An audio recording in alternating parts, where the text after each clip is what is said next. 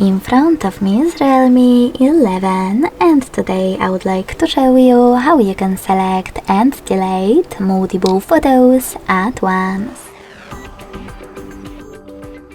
You need to begin by opening Photos app and selecting Photos or Albums at the bottom.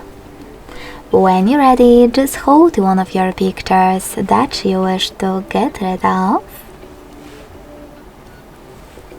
And then to select all of them right away, click on this icon at the top right corner.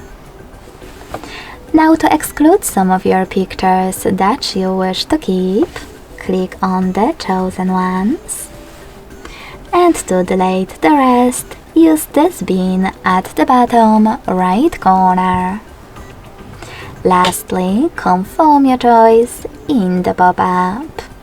So when I do that, as you can see, all of my selected photos were successfully deleted. Thanks so much for watching. If you enjoyed this video, don't forget to leave a like, comment and subscribe. Bye!